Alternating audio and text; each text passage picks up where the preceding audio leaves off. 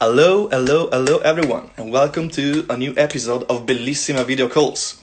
This awesome series of interviews that the punk rock Raduno family is doing to get us through these fucked up times that we're living through. We've had Ben Weasel from Screeching Weasel, we've had KJ from Chicks Dig It. Tonight we're gonna have the one and only Blag Dahlia from motherfucking Dwarves. So, this is gonna be pretty awesome. I think Blag is online already, so that's cool. Before we get started, a big shout out to everyone who made a contribution to All Is Well, the live compilation that Punk Rock Raduno has released to support Bergamo's hospitals through, the coronavirus crisis that we had. That's very awesome. Thank you to all of those people that contributed to that helped us out. That's fucking great. If you haven't checked it out yet, you might want to do it. It's pretty cool. So yeah, just go and check it out. Cool. So I think we are all ready to get started. I think Blag is online. Let's see if we can manage to, actually connect with the man. Boom. Let's see.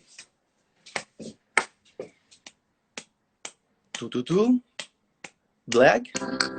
Oh yeah! Wow! Blag the Ripper in the house. Professional broadcasting right here. Technology, punk rock Raduno in the place to be. Thank you, Blag, for joining us. It's a privilege. It's a great pleasure. It's a Friday night here, so people are ready to, open beers, light up joints, and listen to a little bit of punk rock. So thanks for doing this. Hey, I love Italy so much that I woke up 3 hours before I usually do just to do this for you. That's really appreciated, dude. Thank you for that. I got to give a shout out. I guess my family comes from a tiny little town near Naples called Bellona. So hello to the people of Naples and Bellona. My name is Cafaro, representing Italians in America. Thanks, and big hello to all the people from Bellona. I guess very briefly before we get started, what is the virus situation over there? Like, how is it impacting you, your music, your band? What's going on? Well, I mean, they canceled all our shows, which was crazy. Couldn't go to Spain, of course, and couldn't go to Canada, and couldn't go anywhere. So that's kind of hard. Yeah. And, it's sort of like, it's not the easiest thing to get groceries or get your dick sucked right now, but somehow I manage, Yeah. Yeah, it's fucked up, dude. I mean, to be honest, especially if you just get rid of this chair. I don't know why I didn't do it earlier, but, that's live action for you. But yeah, especially for all of us. I'm sure everyone listening to this can say, we're used to get out, have fun, listen to live music, and, it's fucked up. But I guess somehow we'll get through it. Cool. So yeah, well, we got a really weird dude that's telling people to drink Lysol and shit. I don't know. We got a president telling people they should be drinking Lysol. So that's what we're stuck with here. I don't know. Yeah, I'm hoping it's better out there. You can make that shit up. It's really crazy, but yeah, I don't know. Dude, I must say that I feel a little bit like Wayne and Garth in the movie when they meet Alice Cooper and then Not Worthy. I'm not worthy, dude. Are you kidding me? Blag Dahlia. So everyone who's looking and watching this know already. We're talking about Blag the Ripper, aka Blag Dahlia, representing the Dwarves' greatest rock and roll band in the world and only punk band left. So it's you got that right. And hey, I got to apologize for my new preppy hairdo. You know what I mean? I know what it's supposed to be. I got the new preppy hairdo. Hey, Roby. Roby just joined, my old friend from Italia and Holland both. Oh, and hey, I got to give a shout out to a great Italian artist, Zoe Lachey. She did the cover for my new book that's going to be out within the next year. It's called Highland Falls, but really brilliant Italian artist, and she did a great job for me. So I just love Italia. It's such a great place. Is this going to be your third book? My third book, yes. And I the will ask second you one about you can actually read. it. The first Cool. one was a little weird. But I yeah, this was one's going called to ask Highland you about Falls. that. Yeah. A lot of sex, a lot of violence. It's really wild. So That's I think perfect, people are going to enjoy especially it. for a quarantine period. That's perfect. You know, that's what you want to get into. Cool, cool. That's right. For sure, we'll check it out. Is there a date already, or is it far away? I don't know. You know, I should put one. I should put a little taste up. It's pretty hilarious. I mean, it's me. So it's about a young girl who loves to fuck and hurt people. That is So perfect to my ears, dude. and the more ancient I get, the more disgusting the idea is. Somebody That's just why we commented love you, armed dude. to Are you kidding me? somebody just commented armed to the teeth with lipstick. That was my first book. Good memory on you, bud. I don't know how you made it through that one. All right, so I got a bunch of stuff that I would like to ask you about in no specific order. I'm not very good at this, but we might as well get started. And I would start from your last record, released 2 years ago, right? And The Dwarves are the last band that still makes good records. What can I say? Precisely. That's the point. I mean, it's a killer. There are so many good songs on it. And you've been doing this for like 30 years, and you can't actually find, a bad Dwarves record, which is remarkable because, you can't say the same for all the bands, even bands that I love. No. So, sometimes they release something that is not that great, but with Dwarves, it's, what's the secret, dude? How do you do it? Tell us. Oh, I really appreciate that, man. Thank you. The first thing I got to thank is my band. My guys are so great. And a lot of people think that I write all the songs, but really everybody in the Dwarves is a really good songwriter, and all the guys that used to be in the Dwarves are still really good songwriters. So, the guys I'm playing with now, I mean, you got Nick Oliveri from Mondo Generator Caius, and he's so great. He's got his own style. He's writing his songs. You got the Fresh Prince of Darkness from Moto Christ. He writes his songs. You got He Who Cannot Be Named, of course, he writes great songs. And then you got Saltpeter, the original bass player. He writes great songs. Like on this new record, he did Here's Looking at You, Kid, which is really nasty and hilarious. So, I mean, I think the reason we can always make good records is because we don't just have one guy doing it. Everybody does it. Yeah. And, we're still hungry. I mean, even though I'm quite a bit fatter than when we started the band, I'm still hungry. I want to make a great record, and I don't like it when punk bands made one good record in 1985 and then one okay record in 1993, and then everything they do from then on sucks dick, but you're supposed to go look at them. You know what I mean? It's like, no, man, when the Dwarves make a record, it's a good record every time. So I really appreciate that. Yeah, it is indeed. But let me ask you this. It seems like almost effortless. Like, is it indeed because you're so good and talented and you've been doing this for a very long time, or is it a little bit? It takes a little bit more effort. Oh yeah, I wouldn't call it effortless, my friend. It's sort of like when you see an actor and they just seem so natural in the part that you say, "Wow, man, it's like they're not even acting." It's like, no, they're acting. They're just good at it. And so, when we make these records, they don't just happen. Like, we got to labor over it and work on it. Yeah. I got to give a big shout out to a guy named Andy Carpenter, who's been an amazing fun. We call him Andy now, but he's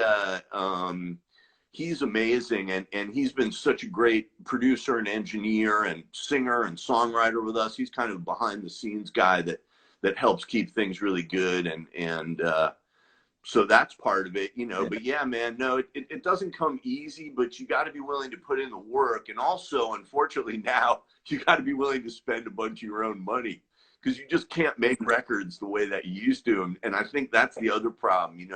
All these bands will get a budget like, here's 1,000 euros, go make 15 songs. And of course it sounds like shit.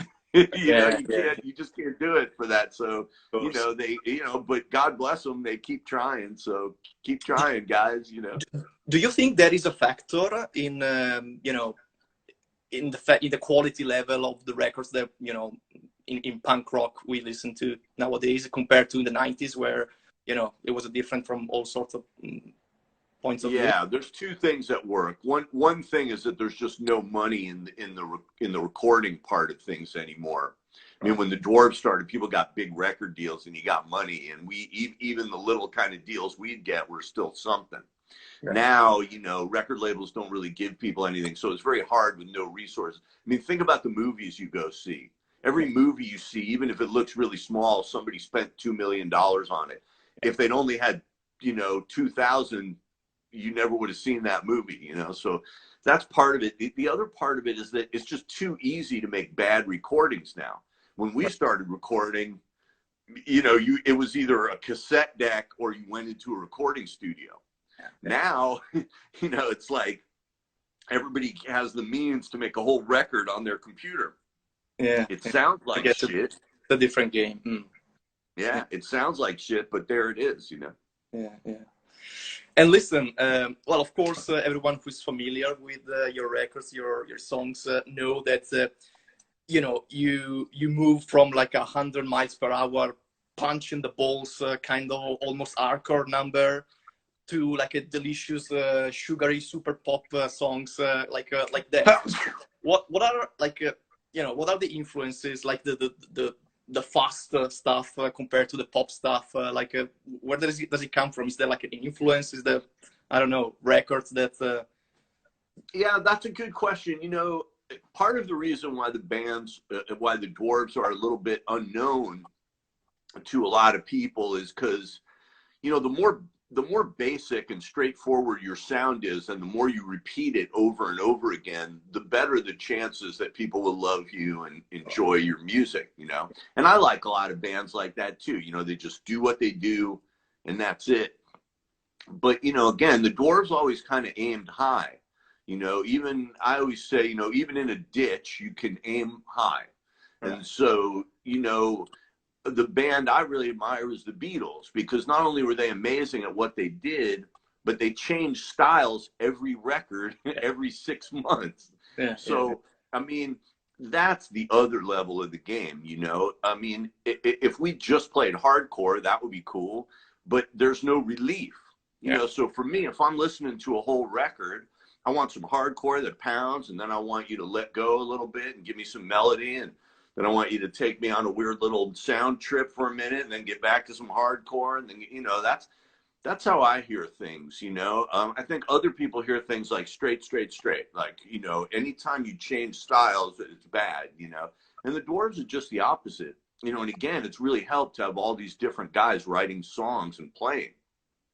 Because Fresh Prince of Darkness will come in with like a Rolling Stonesy kind of thing, and then Nick will come in with a agnostic front kind of thing, you know, and it's just totally different. And you go, okay, you know, let's try and make this Dwarves, you know. And I think I'm kind of the guy that ties it all together and makes it Dwarves, you know. And the big influences on me were 60s punk bands like the Seeds and the Chocolate Watch Band and stuff, and rockabilly guys like Elvis and you know, Gene Vincent and those guys. So that was a big influence on me. And then right when I started high school, all the hardcore bands came out. So I saw all the hardcore bands, Misfits and you know, Minor Threat, and just bands that people shit their pants over now, you know. So I think I got a good cross section of influences, and we can make a cool thing, but it always sounds Dwarves, you know. Does that add to the complexity of putting together a record, you know, juggling these different, you know, styles and songs, and people actually contributing and writing stuff, or you're a well-oiled machine and it's smooth? Both. I mean, it makes it more complicated, but we're a pretty well-oiled machine, and everybody knows what they do well, you know. And earlier on in the band, I got in some trouble, right? Because I would say, hey, can we bring in this guy to play a guitar solo? And then the guitar player would get mad at me. Or I'd say, hey, could we bring in this drummer to drum this one? And then the drummer would get mad at me, you know? So eventually, when enough people quit and there's enough churn over and enough people go, it got to a really cool place, because all the old guys came back and will record, and then there's all these new guys. And so everybody kind of knows, okay, you know, this guy plays hardcore drums better than this guy, but this guy plays surf guitar better than this guy. So everybody gets a spot, everybody gets in there, you know, which again, I think with a lot of bands, you know, there's a lot of like crying about, you know, you replaced me, or you didn't respect my view. And in the Dwarves, it's different. We all respect each other's views, but there's a dozen of us, you know, there's 12, 13 guys that have been in this band that we're all friends. So if you're respecting everybody, then everybody gets a shot, you know? Yeah. So it makes for a really diverse kind of record and a lot of cool stuff from a lot of different people, you know? Right. And of course, now the situation doesn't really help, but I'm wondering, I've heard and seen that a few bands and artists are, you know, trying to take advantage of it and working on new material, new stuff. Because of what you just said, because it is a collective effort in your case. Is it even possible to work on new material like right now, or it's not? It doesn't work. It's not possible to work as a group, yeah. But what it is possible to do, and the Dwarves' usual way is that an individual guy will write a song or the basis of a song, and then everybody kind of comes in. So I think everybody can still kind of work on their own and make up songs and do things, but I haven't been going too whole hog on writing Dwarves music because I got a solo record that I'm trying to make. And a lot of people know I have a kind of funny comedy act solo thing that I do. And none of that stuff has ever been released, you know? And it's all just me on acoustic guitar. I got the acoustic here for you. And, you know, those songs are kind of funny and, you know, good to do live. But when I record them, I'm going to record them like regular band songs. Right. And they're a little more, it's a whole different thing than Dwarves. They're not like guitar songs. They're not like punk songs. So, you know, you got to get keyboard guys and horn guys and different kinds of people in there. And it's a whole nother thing. So my solo record is sort of what I've been working on. And it's a little crazy. On top of that, I know that in Italy, they really love the band, the Bell Rays. You guys know that band, the Bell Rays? Yeah, yes. And Lisa Kekala is such a great singer, and Bob is so amazing. And so me and Andy Carpenter made a bunch of tracks for Lisa to sing. And that's so cool. We're going to release that as the Candy Now record. And that stuff's really cool. Some of it's already on YouTube. So if you guys want to check out Lisa Kekala from the Bell Rays singing some songs that that I wrote and produced, go on YouTube, check out Candy Now. There's a couple new songs. Should be cool. So that's what I've been working on. I haven't been working too hard on Dwarves, to tell you the truth. Dwarves is kind of a sex and drugs thing. So when there's no sex and drugs around, I can't really work on it. I can understand perfectly. Yeah. All right. So yeah, what's next? Yeah, this one you've answered like 100,000 times, but I'm gonna still ask it because I want to hear it from you. You know, your songs are full of cocks, drugs, sluts, bitches, people getting killed, and all the shit that we love. But I'm sure that people gave you shit for it over the years, and maybe they called you a misogynist and all that kind of crap. So I guess two questions. How have you been dealing with that throughout the years? And has it got worse lately, in the last few years? That's a great question, and it's pretty central to the Dwarves. You know, the answer is it has gotten worse in the last few years. More and more people will just shut us out and, you know, not let us play a festival that we used to play, or not have a release on a label that used to release us, or things like that. So it is a hard time for free speech in a basic way now. But I don't give a shit, because that's been the case with the Dwarves since the very beginning. Since way back in the 80s, I've had people pointing at me saying, don't say that, don't think that, don't sing that song, don't put that cover on, don't take that photo. And we just say, fuck you, man. We're going to do exactly what we want always. And the only thing that's changed, right, is that it used to be that we did that shit and people were like, whoa, those guys are assholes, or whoa, those guys are scary. Now you'll get people saying, oh, these old guys just don't understand how things are now. And it's like, no, we understand, asshole. We're still just sticking it to you. We don't give a fuck. You know, that's what we're about. You know what I mean? We don't give a fuck. You can throw us out of your festival. You can throw us out of your radio station. You can throw us out of your record label. They can all suck my dick. We outlasted all of them. We beat them all, you know. Right. So it's not, that's the thing, though. It's you know, it has quite a big impact because the moment people shut you out from a festival, fuck, that sucks for sure. But yeah, Yeah. And you know, a lot of people do that shit in a really fucked up way. Like they do it in this like morally superior way. Like, hey, we got these guys chased off this festival, and it's like, you know, you're stealing money from me. You're fucking over my friends. You're fucking over the people in my band's kids. You're doing shit that's fucked up and wrong. And yet you're gonna sit there and be like, I'm a good person, you know, because I'm getting somebody else to shut up and go away, you know. And it's just like, no, man, you're not. If the way to make up for music you don't like is to make music that you do like. Yeah. That's how you do it. If you want to be better than my band, then go make a band of your own. Yeah. But don't fucking try and shut me down. It's never going to work, first of all. And secondly, it's just a chicken shit thing, you know. But like I say, I mean, a lot of people trip on it now, just like a lot of people trip, you know, because everybody lost their jobs and everybody lost their money. And again, people like me just kind of laugh, you know. It's like, oh, really? Everybody's poor now? Welcome to the fucking club, you know. Oh, wow.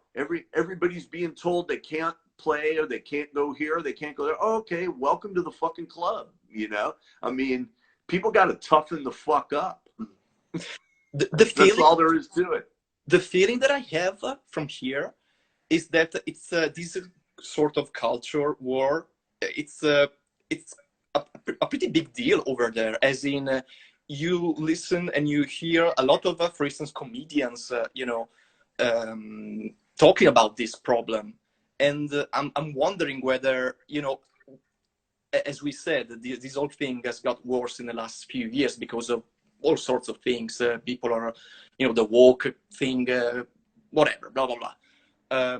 Do you think that things are starting to improve and people are actually realizing, you know, okay, fine. I mean, it's one thing not to, like, art is art, and you know, it's a song, it's a comedy piece, get off of my back, or is still...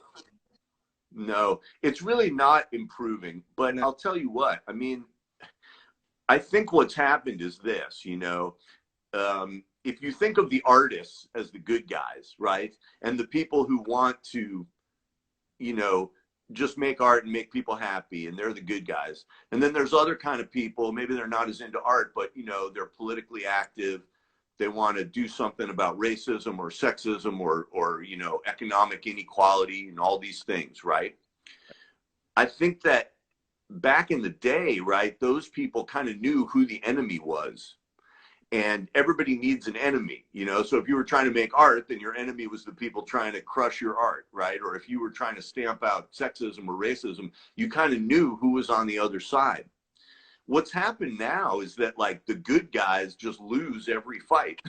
And so what we've started doing is fighting each other because we're so afraid, right? The liberals can't beat the conservatives, so they beat up on the other liberals, right? The musicians can't get a decent break. The musicians can't get $1 from the record company or the club or the radio station, so they fight each other and try and get it. So you know what I'm saying? Like, it's that thing where the powers that be are good at keeping us all separated. And so now we've gotten to the point where the left-wing people just bitch at the left-wing people, and the artists just bitch at the artists, and this artist is disappointed in this other artist for what they said. And we've forgotten who the real enemy is, you know, and we've forgotten how to really fight back and win instead of fighting each other and losing, you know. So until the artists stop fighting each other and losing, and until the good people stop fighting each other and losing, we're just going to keep losing, and the dummies are going to keep winning. You know, we're going to have a president that tells us to swallow acid, and, you know, it's just that's what we get. You know, the dummies won. That's a pretty fucked up state of affairs, indeed. I must say that your last record, it's pretty liberating, you know, speaking about this, you know, Take Back the Night. I don't know, He's Looking at You.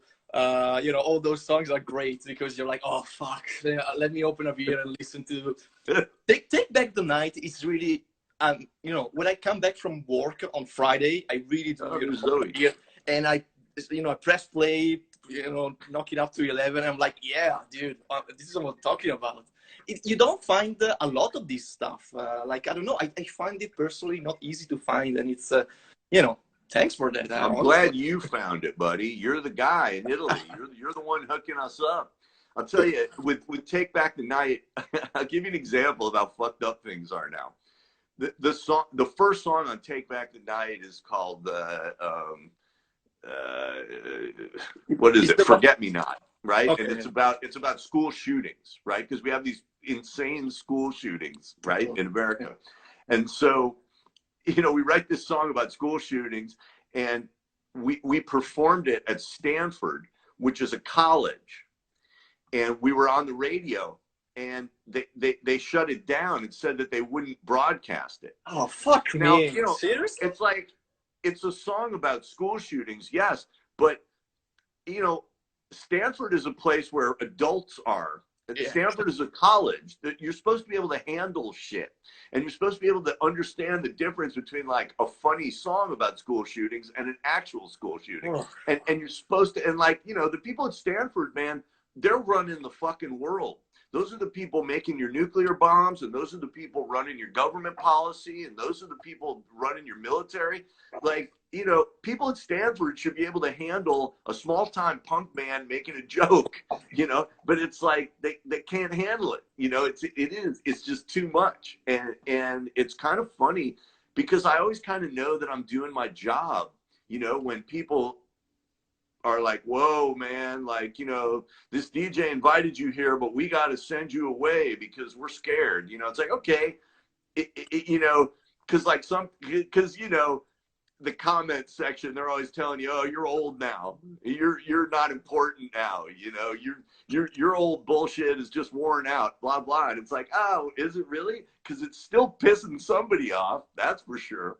You know what I mean? Like, I don't think it's quite as finished as people tell me it is, you know, because it's some heavy shit, and people get mad, man. People start stuff and try and ruin your career. I mean, it's, you know, somebody's telling me to do a backflip. No way, no chances. Oh, Zoe got on, our Italian artist. Hey, I also got to give a shout out to my friends in Venice, Enrico Palazzo. I hope you're watching. I hope Venice is still there. You know Enrico? I know. I don't. He's from a band called Destroy All Gondolas. That's a fucking cool name. Yeah. He's the guy to know in Venice. And I mean, do they even have a city in Venice anymore? Is it just wiped out now with all the rain? It's actually funny. It's super clean now, you know, the Laguna, because you know, there's no pollution because of the lockout, and it's crazy. You can see fishes, you can see, you know, all sorts of crazy stuff. So yeah, no, it's still there. I mean, global warming is going to fuck it up in I don't know, 50 years or whatever, but for now, yeah, it's still there. Venice. Hey, we got a comment on here about Josh Freese, one of the great drummers of all time. Whoa. And in the Dwarves, we call him Black Josh Freese, or we call him a tribe called Josh Freese, where we make up various names for him. But yeah, he's one of our heroes. He's come in and killed it. So you know, oh wait, somebody's rooting for Hunter Down as the best drummer. See, that's the thing with the Dwarves. It's a whole roving cast of characters, you know.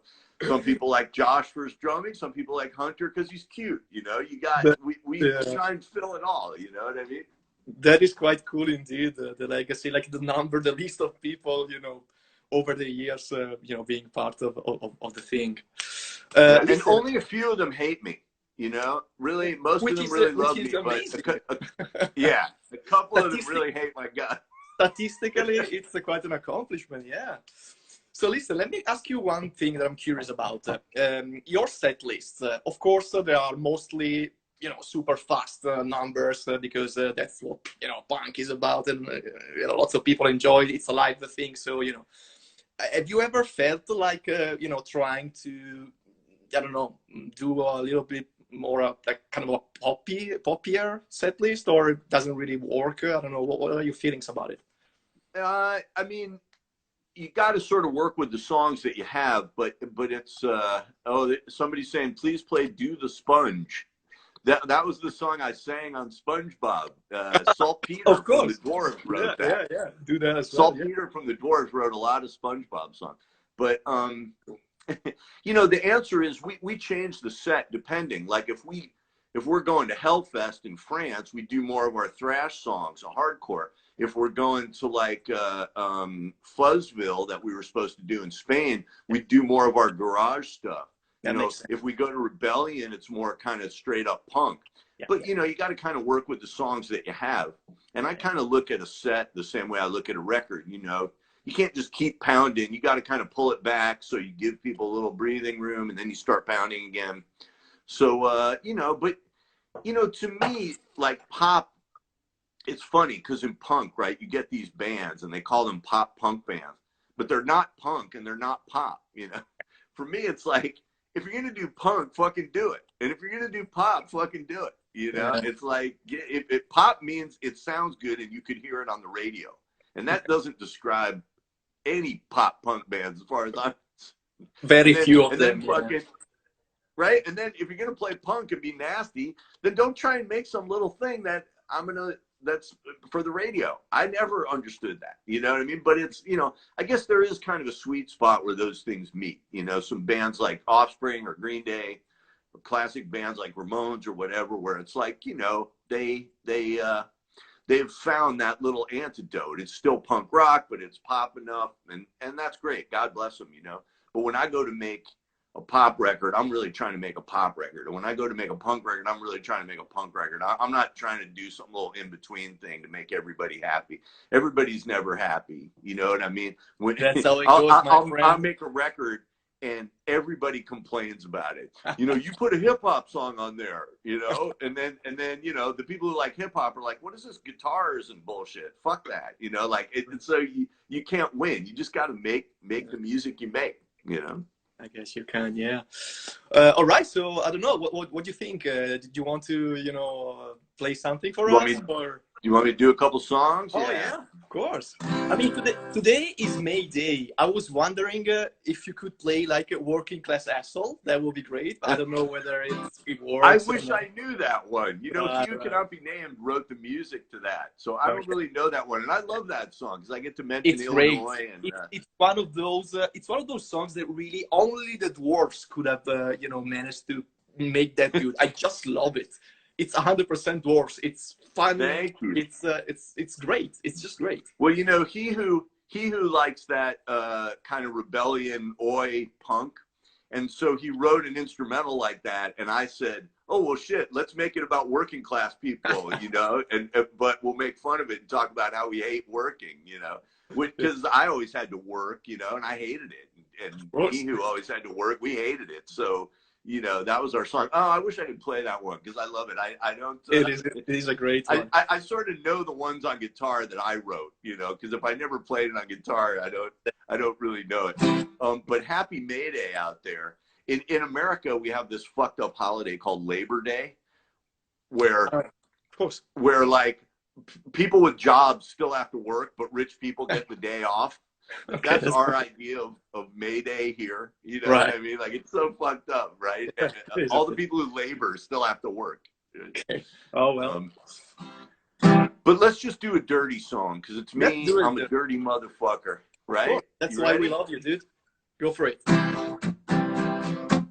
To save the ozone and the earth, and all the creatures, sand and surf.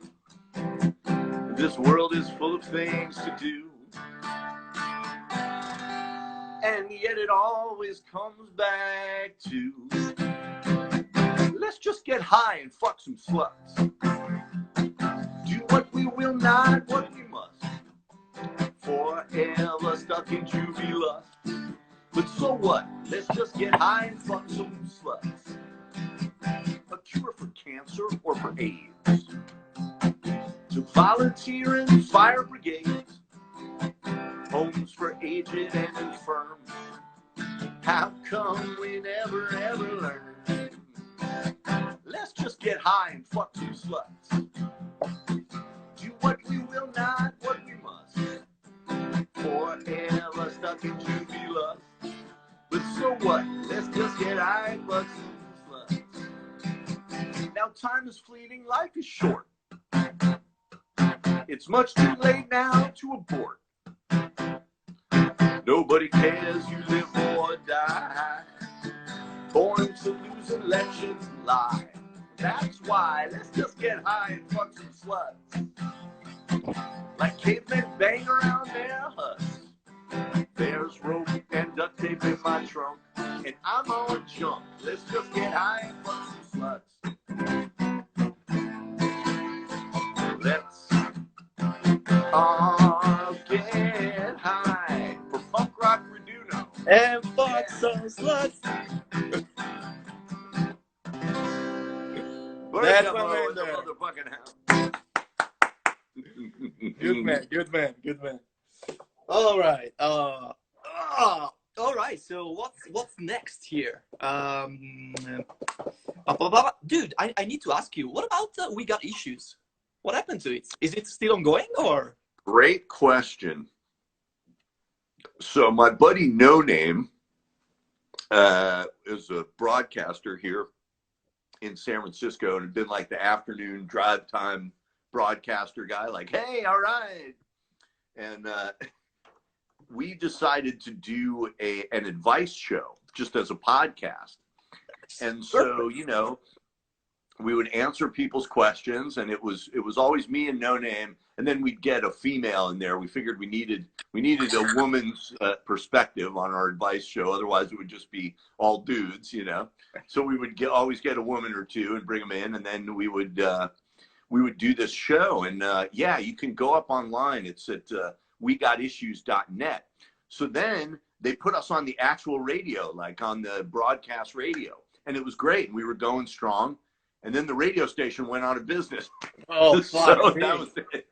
That was it for We Got Issues. We did it for a solid year, and it was so much fun. I loved seeing those guys. I hope we can do it again, man. I really like doing an advice show, and people are kind of surprised at my attitudes about things, because some of my attitudes are like quite conservative, and they just weren't expecting it. You know what I mean? So it's always sort of funny to like, people get surprised, you know. Let me tell you this, especially in these troubled times, the world needs, you know, Blag's advice on shit. So yeah, you need to bring it back, dude. Are you kidding me? I mean, honestly. I want to do it so bad, and you know, No Name, he got disgusted and just sort of got out of broadcasting, and I really hope he gets back in, because he's so great. And I hope we do bring back We Got Issues. I'm glad you knew about it. You know, had a great music podcast that a lot of people listening might like, called Radio Like You Want. Radio Like You Want. Yeah, and you know, I think you can still get it on iTunes and that stuff. They used to play it on Stitcher. But I went and looked for the website the other day, and it wasn't there. So I gotta ask him about that. But Radio Like You Want, I had some great interviews. I mean, I talked to Sammy from Fang about what it was like being in maximum security prison. That's an amazing one, you know. That's cool. And I talked to Krabby from the Uprising about, you know, he actually lived through the bombing in Bali. Fuck. I mean, he saw all of these people get blown up and vaporized around him. What? And then he had to fight his way out of a burning nightclub that was, you know, incinerated. I mean, there's some amazing interviews on that Radio Like You Want if you go back and you pick through, and a lot of great music. So that's something to go back and look at. Fuck. Okay, let me ask you another thing. This one comes from a person way, you know, smarter than I am. So it's a very good one. It's about, you know, you on stage, you know, you kind of are into a sort of character, I guess. I don't know if that's the right word, but anyway, you know, you're a motherfucker doing this and that, singing about shits and drugs, and then, you know, there's the real you outside the stage, you know. Have you ever had the issues with people, approaching you as if, the person that you have in front of them is, the character and, looking for troubles or trying to prove to you that they are, yeah. How do you deal with that shit? Well, there's different ways that it comes up. I mean, first of all, I am that guy and I'm not that guy. You know what I mean? So they're both there. If you push me hard enough, then you'll see Blag come out, Right. But it's like, the way the times I don't like it is when guys come up to me and it's like, hey, I got some heroin. Let's go shoot some dope, or hey, this is my girl, I want to watch you fuck her, or whatever. It's like, hey, dude, that's sweet. They're just songs, just relax, But but the times it gets weird is drunks. So you play shows and then a drunk comes up to you and what they want to say is, hey, I enjoyed the show and I love your music, but instead they go, fuck you, asshole. Like I'm supposed to understand that they love me and that they're fans, And so then you got to kind of deal with them, and you don't know, because some people keep pushing it, and then there's definitely been some late night scrapes and some weird shit that's happening. Sure. People push it because it's like, oh, it's the Dwarves, we can do whatever we want. It's like, I don't know, man. Watch your fucking step. So. Here, this says, he who sliced my buddy's head open with his guitar in Boston. See, like, shit happens. Wow. That was the comment down there. So, yeah, I mean, shit happens, man. You got to watch out, have some respect. I'm sure you got plenty of crazy stuff, happening over the years, I'm sure. But you're still, still there doing your thing. So, you must be able to navigate the craziness, I guess. You got to keep a good attitude. Part of what saved this band was exactly that the music industry didn't give a fuck about us. A lot of people that the music industry loved and the management loved and radio loved, they lost their fucking minds because they'll work your ass to death. They still won't pay you anything. And, and then things are going good. And then they go down and you start crying because you're a pussy ass musician. It's like for the Dwarves, it was like, nah, shit never went good. So, okay. We didn't give a fuck. I wasn't expecting anything from them. And so I wasn't disappointed. Oh, gee, the music industry failed you? What a surprise. I mean, who saw that coming? Yeah. Okay, yeah, that's a good There's a beautiful sunset. So yeah, mesmerized. Hey, we just got a request for Demonica. That's an old one from the Young and Good Looking record. Should we do that? Go for it.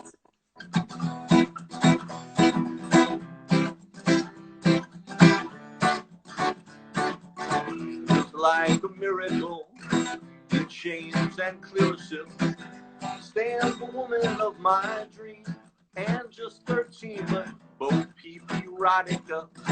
My sweet Demonica, the devil's in her jeans. Oh, Demonica, oh, Demonica, my sweet Demonica, was all I'd wanted for. Since the time that she could crawl, now don't be all for those lips like cherry bombs. We killed her dad and mom. I hear that siren call. Write your love number on the wall. The devil take them on. I can't even pretend I can play guitar solo. Let's just skip right to the bridge, huh? Oh, Demonica. Oh, Demonica. Oh, Demonica. My sweet Demonica was just a tonic boy, walking dead throughout the day. She'd make them pay for non-stop erotica.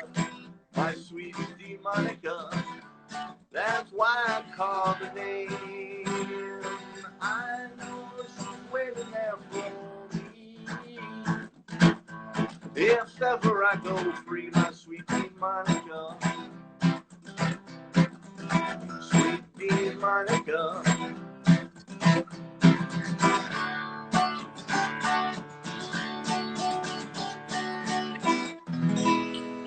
Woo! Sweet Monica. Good one, good one. Another one. I lost my beer. Fuck. Another one for you. How do we drag back young people to punk rock show? Is there a secret recipe? I think right now we have these guys. What's their name? Emil and the Sniffers. They're like 19 years old, 20 years old. I think they doing something there. Is it something like, I don't know. What's the secret? What do we do? You said, wait, how do we get young people to go to punk shows? Yeah. Is that what you're asking? Yeah. Wow, I don't know. I mean, I might get arrested for trying to go out and get young people to come with me, you know? So I don't know. But, I mean, I think one thing is, you know, people have to, you got to incorporate the new stuff in with it. You know, people try and keep it exactly like it was. Yeah. And that doesn't work, you know. Yeah. It's like you look at something like blues music, you know, it evolved and it became something different, you know. You look at like ska music and it evolved, you know, these things evolved. Jazz music, it evolved. So punk rock, you know, you gotta play around with it. You gotta do some different stuff. Hey, we just got a request for Trailer Trash. Oh, that's that one. Yeah, absolutely. So Trailer Trash was on the Invented record, and I got to give a shout out to Sergeant Saltpeter who wrote this one. This is really one of the great modern Dwarves songs. So enjoy. It's absolutely fucking great. Go for it. Trailer Trash, fallen angel of the underclass, teenage trollop with a perfect ass. She moved in fast on me. When we first met, she was puffing on a cigarette. That's the minute junkyard Juliet with the Tourette's of my dream. The bleached blonde hair and missing teeth cannot hide what's underneath. That nymphomanic thief who stole my heart. The scent of Funyuns on her breath when she was all spun out on meth. But I knew she'd be the death of me. There she blows, suck a golf ball through a garden hose. Two legs bragging how they never close in a gutter rosary. What could I do? I got stuck on her just like the glue. She's been huffing since the age of 2. Now my lonely nights were through. Then that tornado ripped through town. It turned the whole world upside down. She vanished in a flash with my credit cards and stash. Now I'm left here with this rash. Yeah, and I'm sifting through the ash for my tragic trailer trash.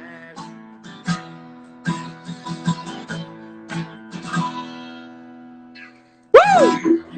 Oh man, I fucked that one up a few times. What can you do, dude? See, listen, all those songs that I don't write, things get weird, you know. Listen, did you write Dead in My Dreams, or was it someone else? Yeah, Dead in My Dreams I wrote. All right, yeah. So you know, if you feel like going for it, I really love that one. I'm dead in my dream. I have no idea how to play it. You know, right. Basically, Dead in My Dreams. There's some songs that I write and then I just immediately forget about them. So with Dead in My Dreams, we had made Invented, and the idea came up like, hey, let's do some songs that are kind of like Blood, Guts, and Pussy. So Dead in My Dreams was kind of supposed to be Drugstore, which goes like this.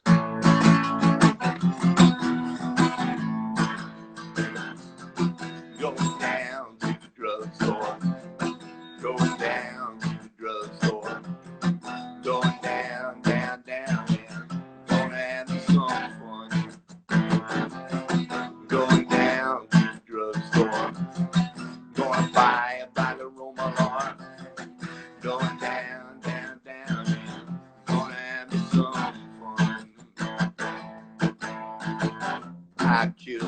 mother and my dad did not approve. How come they always try to tell me what to do? This is the Misfits part that we stole.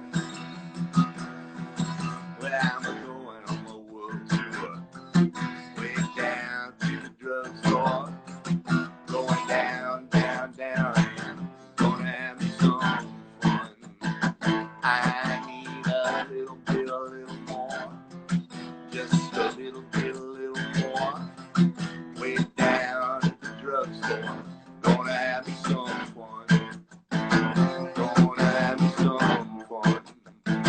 Gonna have me some.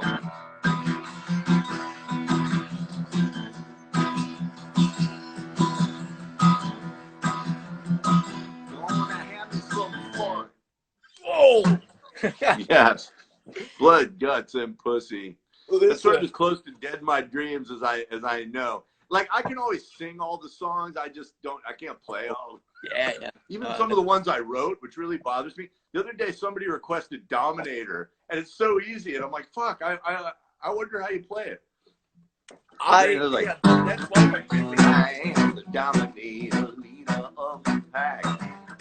2 tons of steel that's hanging from my sack. I take the cake and then I take it back and attack. Yeah, because you like Jack. I am the Dominator, moving right along. Don't really give a fuck about the right or wrong. You only copy, write, I write the song.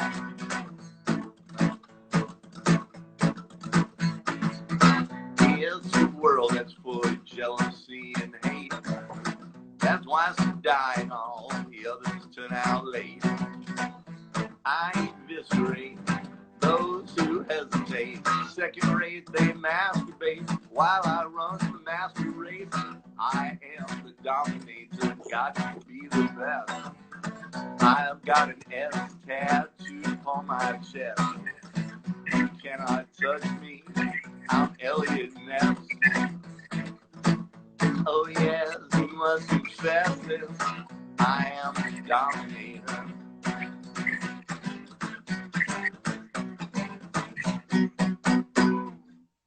Whoa! Dominator. That's a Blag song. You can kind of tell the Blag songs. That's one a of my pretty favorite Blaggy ones. one. Listen, do you have like a favorite Dwarves album, or it's hard to tell? I have 3. I mean, you know, people always say it's like picking among your kids, you know, like there's parts of all of them that I love, even the earliest ones. But for me, my 3 favorite Dwarves records are Blood, Guts, and Pussy, because it's just the most punk one.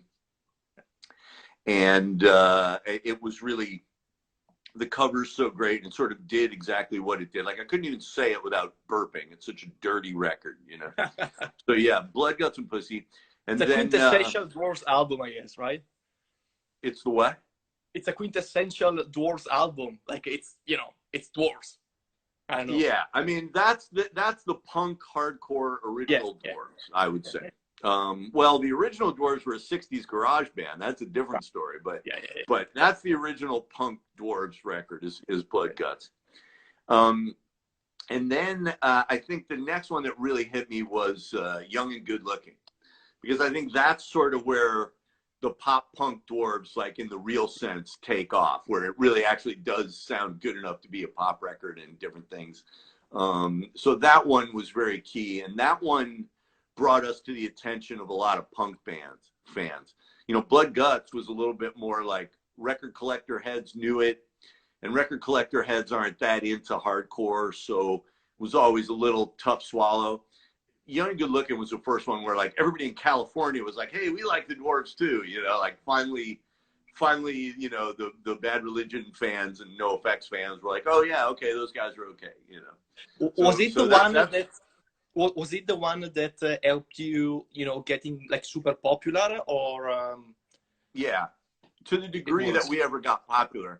And it also made us money, you know, because that was how we got our deal with Epitaph. And since the record was already done, I just got a stack of cash. And so that was nice.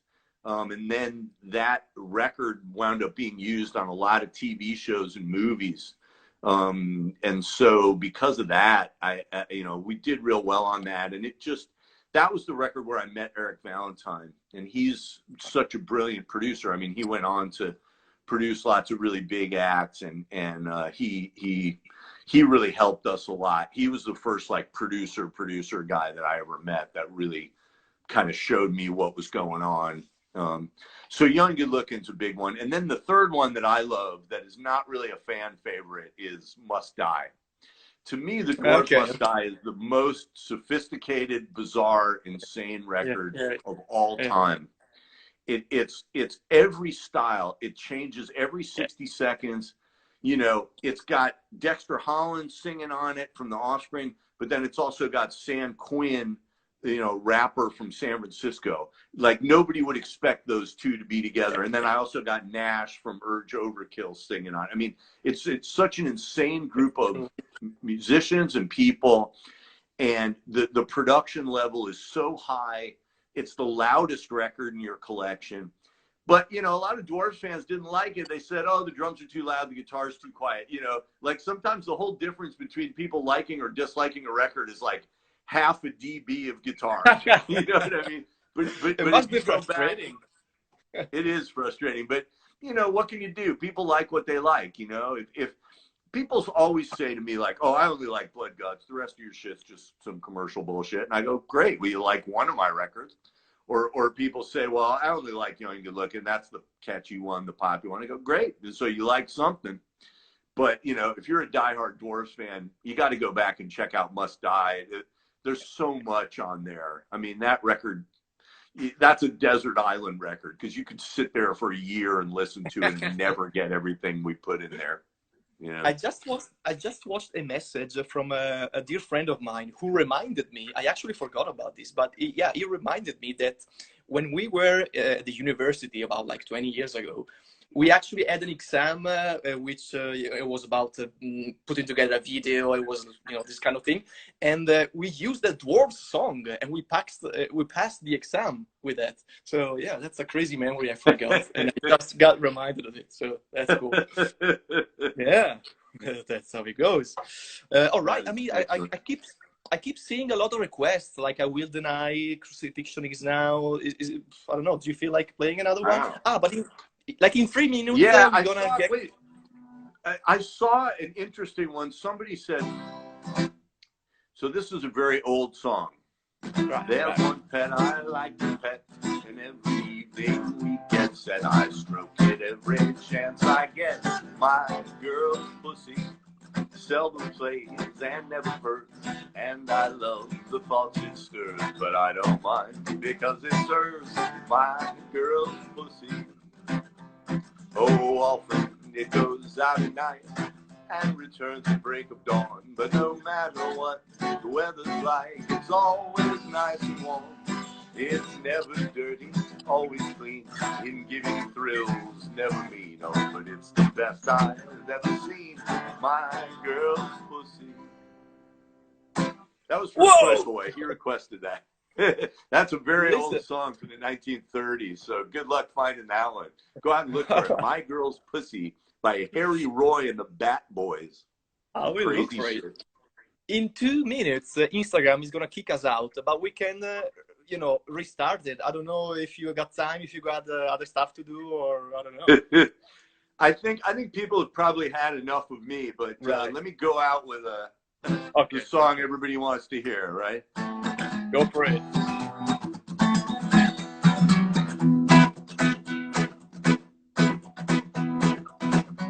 Katie called me on the phone to say she's all alone and needs somebody there. Crystal sees into the future.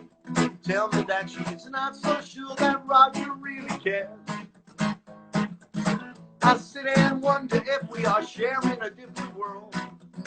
And all these naked emotions whirling around me in twirls. And I'm in love with everybody's girl. Hey, punk rock. Goodbye, Blag. All right, that was the one and only legendary Blag Dahlia from motherfucking Dwarves. It was really, really, really fucking great. And yeah, I don't know. I mean, I say, thanks to everyone for, joining. And I think good old Blag, might have a busy morning. Let's see if he's still online just to say hello. Let's have a look.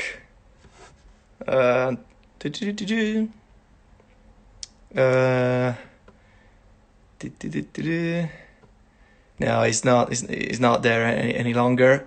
But anyway, thanks, Blag, so much for doing this. It's been great. You made a lot of people happy on this Friday night or whatever the fuck the time it is where you live.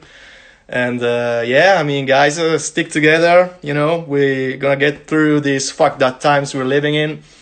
Just, open a beer, light up a joint, put on your favorite records up to 11, wake up the neighbors and tell them to go fuck themselves, because this is it's about. You guys have a good Friday night, and, I'll see you soon. Boom.